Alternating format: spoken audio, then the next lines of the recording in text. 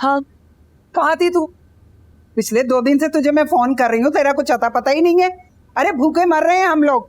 मेरी तो चल खैर है, मगर तेरा भाई सुबह सवेरे खाली पेट जाता है कॉलेज। पिछली दफा भी तेरी वजह से इम्तिहान में फेल हुआ था। अरे सुबह सुबह खाली पेट कौन कम वक्त इम्तिहान देगा?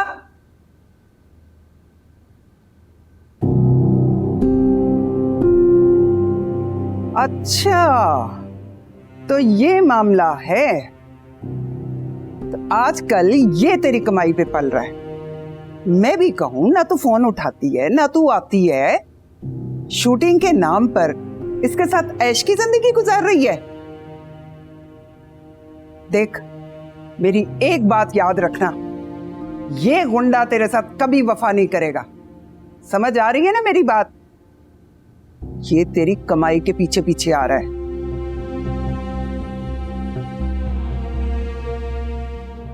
तुझे मैंने पुलिस के हवाले ना किया तो मेरा नाम भी बल्कीस नहीं है। कितने कत्ल कर चुका है देख लेना। किसी दिन इसने तेरा खून करके ना और खुद पतली गली से निकल जाना है, और तेरी लाश इस फ्लैट में गलती सड़ती रहेगी। एक मिनट,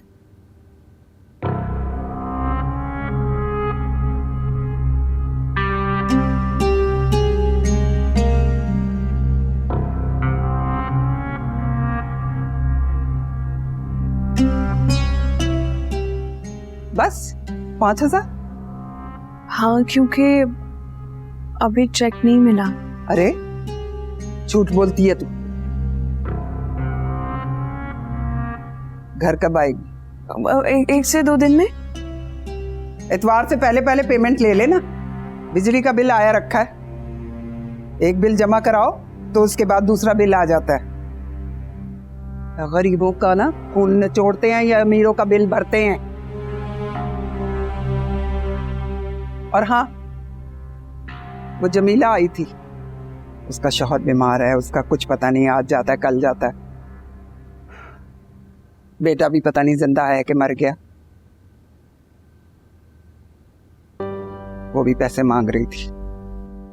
1 से 2 दिन में चेक आएगा तो मैं दे दूँ।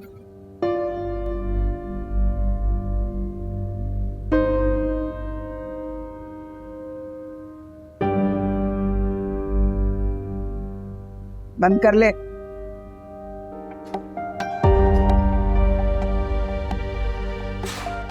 मर ही रहते तो अच्छा होता। काश खून निचोड़ने से पैसे ही निकल जाते। खून निचोड़ने से ही पैसे निकलते हैं,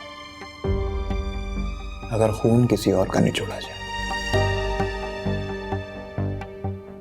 जैसे मैंने इनायत अली का खून निचोड़कर पैसे निकालने की कोशिश की।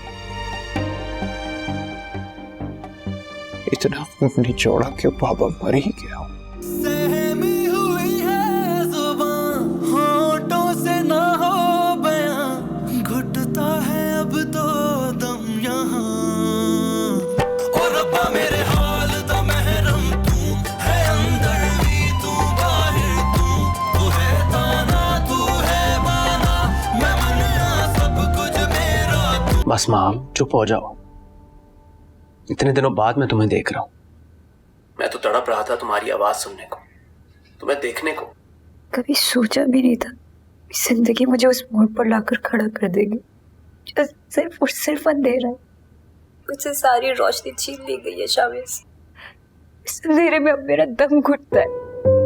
मैं महसूस कर सकता हूँ माँ, मैं जानता हूँ तुम कितनी तकलीफ में हो। मैं तुम्हें इस तकलीफ से निकालना चाहता हूँ, तुम्हारे लिए कुछ करना चाहता हूँ। तो प्लीज मेरे लिए दुआ करो।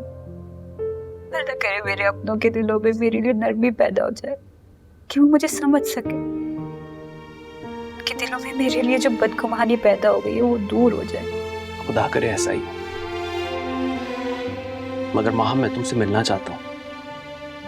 नहीं शावेद, ये मुमकिन नहीं है। अभी जिस तरह के हालात है, मेरे घर से कदम निकालना मुश्किल। माँ, तुम उसे घर कह रही हो? वो घर नहीं, तुम्हारे दूल्हा भाई की बनाई हुई जेल है, जिसमें उन्होंने तुम्हें कैद किया हुआ है। उस कैद से बाहर निकलो माँ, मैं तुम्हें उस कैद खाने से बाहर निकालूंगा। तुम एक बार कहो तो सही। प्लीज शावेद, तुम ऐसा कुछ नहीं करोगे। वैसे भी मेरा दिल कहता है कि ये सारी वक्ती आजमाइश है। तुम देखना, एक ना एक दिन सबको मेरे बेकसूर होने पर यकीन आ जाएगा। तुम मेरी बात क्यों नहीं समझ रही हो माँ? एक बार हिम्मत तो करो। हम पुलिस में जाएंगे, उस गुंडे वसीम के खिलाफ मुकदमा करेंगे, फिर तुम्हारा बहनोई भी तुम्हारे खिलाफ कुछ नहीं कर सकेगा। माँ, मैं तुम्हारा साथ कभी नहीं छोड़ूंगा। नहीं नहीं नहीं, प्लीज जावेद, कुछ मत करना ऐसा। मेरे घर वाले मेरी वजह से वैसे ही इतनी बातें सुन चुके हैं। अब वो चले गए जावेद।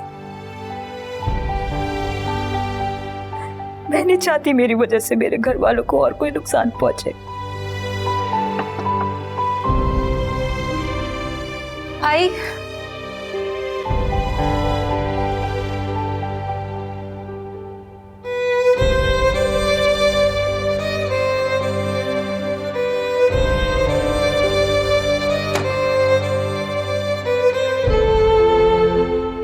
कुछ सी आप ही बता रही हैं कि दुल्हा भाई आ चुके हैं।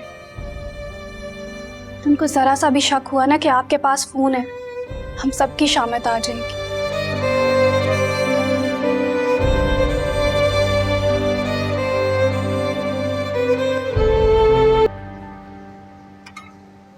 अबे कौन हो भाई? बेल बजाने के पैसे मिल रहे हैं क्या? जी मुझे शाहनवाज साहब से मिलना है। क्यों? शाहनवाज साहब आती हैं? क्या काम है? मुझे जमीला आंटी ने भेजा। यहाँ का पता किसने बताया? जमीला आंटी ने आपके घर का पता दिया था, आपका दरवाज़ा बंद था, तो आपके एक हमसाये ने आपके दफ्तर का पता दिया।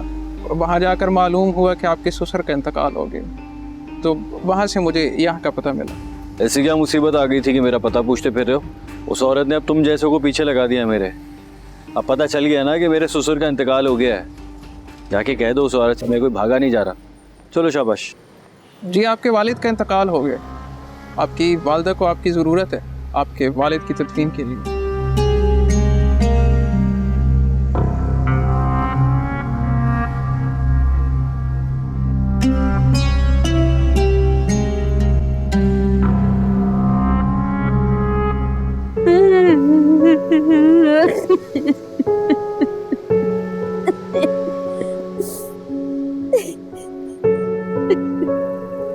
जमीला बहन, अब मैयत उठा लेनी चाहिए, इतनी भी देर ठीक नहीं।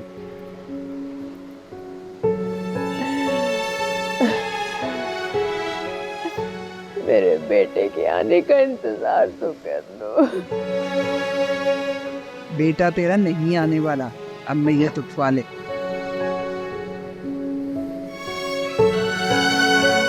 मैं तो कहती हूँ कि अपने बेटे पर भी फातिहा पढ़ ही लेनी चाहिए तुम्हें। अल्लाह न करे, अल्लाह न करे। भाई बेटा तेरा तुझे माँ समझता नहीं है, हैं? और वो तेरे शौहर की मैयत उठाने क्यों आएगा? चलो अगर उसने उठा भी ली तो किसी नाले वाले में फेंक आएगा। जमीला बहन, दिन ढल रहा है, अगर आप इजाजत दें तो फरीद भाई की तदफीन का इंतजाम हम खुद कर लेंगे। थोड़ी देर और इंतजार कर लो, शायद मेरा बच्चा आ जाए।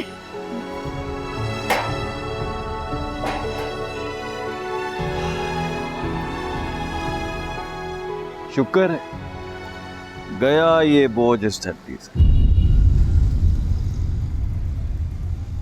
अरे मर गया ना, इसमें इतना रोना धोना डालने की क्या जरूरत है? जान छूटी तुम्हारी भी और मेरी भी। अब इसको लेकर क्या बैठी हुई हो? भिगवा देना था गली के कोने पे इस मैयत को। बिला वजह अपना भी वक्त जाया कर रही हो, मेरा भी, और ये उल्टा जासूस लगा दिया मेरे पीछे। अब करना क्या है इसका? अरे चलो भाई उठाओ इसको, मुझसे तो न उठाया जाएगा ये बोझ। चलो भाई उठाओ उठाओ। शर्म आ रही है तुम्हें इस तरह की बातें करते हुए? तुम्हें तमीज नहीं है बात करने की? तुम्हें पता भी है कि तुम किससे बात कर रहे हो? तुम अपनी माँ से बात कर रहे हो या किसी भिकारन से बात कर रहे हो? वो सुबह से तुम्हारा इंतजार कर रही है। मेरा बेटा मेरा बेटा मेरा बेटा कहते कहते उसका मुंह नहीं थक रहा। बेशर्म इंसान। अरे भिखारी तो इसने बना दिया था हमें, और इनको बेटा बेटा नहीं चाहिए, पैसा चाहिए, पैसा। पैसा देने के लिए हम लोग बैठे हैं। तुम्हारे पैसे की हमें क्या, किसी को भी जरूरत नहीं है। जो इंसान अपनी माँ को प्यार नहीं दे सका, इज्जत नहीं दे सका, उसके पैसे की भूखी नहीं है वो, नहीं चाहिए उसे तुम्हारा पैसा, सहारा ही देना है ना, हम दे सकते हैं। बेशरम आदमी, तुम्हें डूब के मर जाना चाहिए। ना ना क्या ना ना ना ना? इस बेटे के लिए रो रही थी जिसने आकर तुम्हें गले लगाना तक जरूरी नहीं समझा। बेशर्म इंसान। अरे कोई चुप कराओ इसे। और ये अपनी जबान है ना अपने मुंह में रख। तू होती कौन है हमारे बीच में बोलने वाली? चल शाबाश, आगे पीछे हो, नौटंकी कहीं की।